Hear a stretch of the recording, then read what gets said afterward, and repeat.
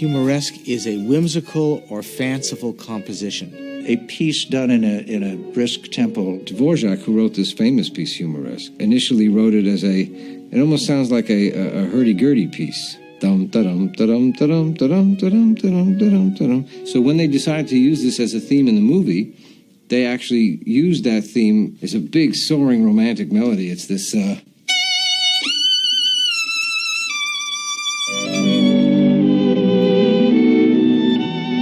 Well, Humoresque is about a driven musician who fell in love with the violin as a young boy, which we see. This becomes his passion. He finally meets this woman, Helen Wright, but the romance is not working out too well. He's driven. He's a violin player. That's his life. I'm tired of playing second fiddle to the ghost of Beethoven. Love does not triumph in this case. The violin triumphs. So here we have this interplay of these two characters, and it was different. Plus this wonderful music. The music in Humoresque was extremely important for a number of reasons. It was certainly important for the characters. First of all, it's about a classical violinist. Music set the environment in Humoresque, the symphony orchestra, the give and take of Garfield's character towards conductors. I beg your pardon? I said I agreed with Sid. You're cutting out the best part of the concerto. Let me be the judge of that. I'm sure you'll be much happier if you're not forced to play in our mediocre company. We will just have to struggle along without you. And it showed who he was in the environment where a musician should probably not say a whole lot. And it was really one of the first films, if not the first film, where music of the concert hall was so important to the whole story. Because here was a musician whose life was intertwined with his music, but also with all of these characters and his relationship, and yet the focus of all of this was on the world of symphonic music. And so between Franz Waxman's wonderful score and the Carmen Fantasy and the other music that was used, the music was really a character in Humoresque.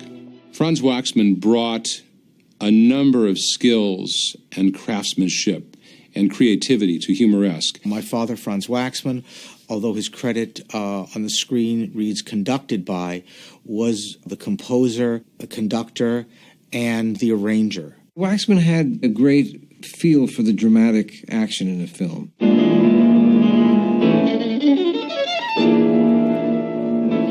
My father wanted a major violinist to be involved in the production. Well, Jascha Heifetz, naturally, was the reigning violin player at the time. Jascha Heifetz was approached and agreed. However, he asked for more money. So Jack Warner, the head of the production at Warner Brothers Films, asked my father, quote, "Find me a kid." The young Turk, Isaac Stern. He went up to San Francisco on the train, heard Stern in recital, and hired him on the spot. Isaac Stern's role in the film Humoresque was to do the fingering for John Garfield on camera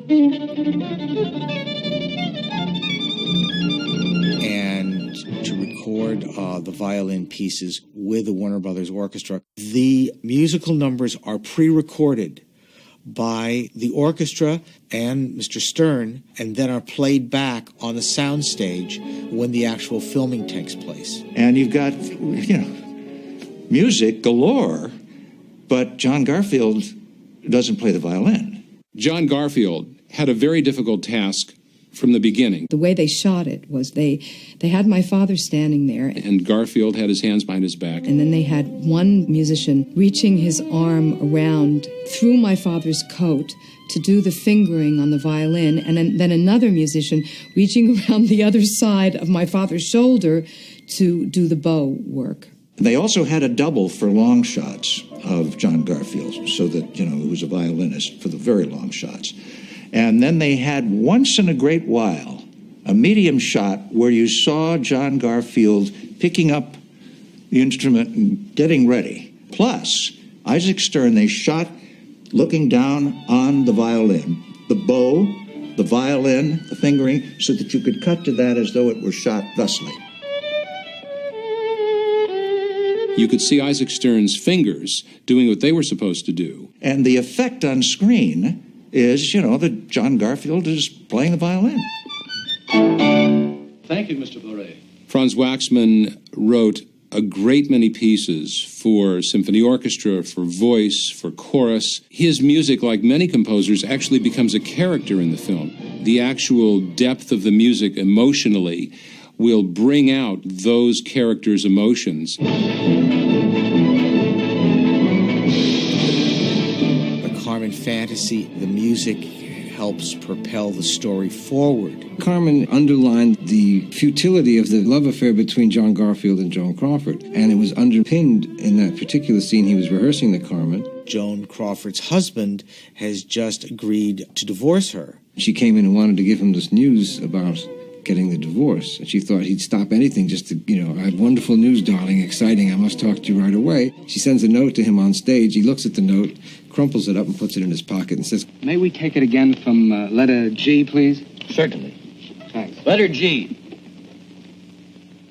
and she's thinking, why? How could he do that to me? I thought he loved me.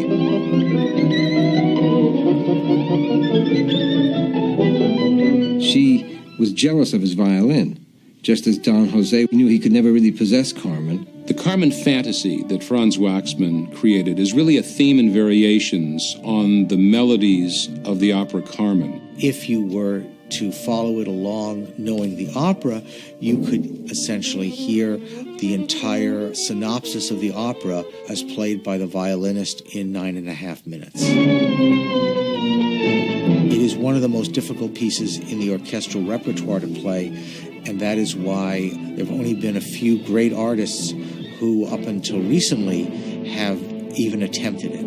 Just as the music from the opera Carmen was so beautifully used by Franz Waxman, the end of the film takes music from another opera that is so emotional and has to do with human relationships. Wagner's Tristan and Isolde.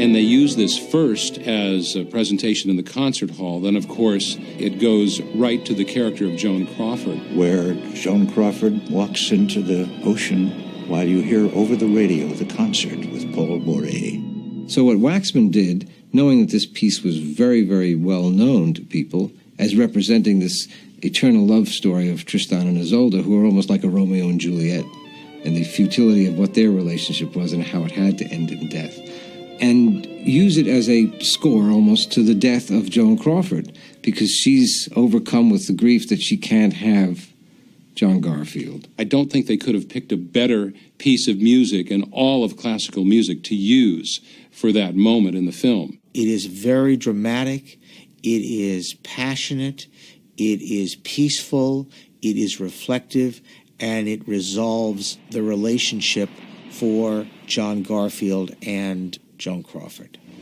Nothing comes free. One way or another, you pay for what you are. Humoresque really was so innovative and unique and precedent-setting. Humoresque remains timeless because the music remains timeless. An audience, when they listen to it, they recognize that there's something very special about it. I think it holds up very well, and if you love that music, and of course it was beautifully recorded, and it still sounds terrific. I love it. I could watch it over and over again.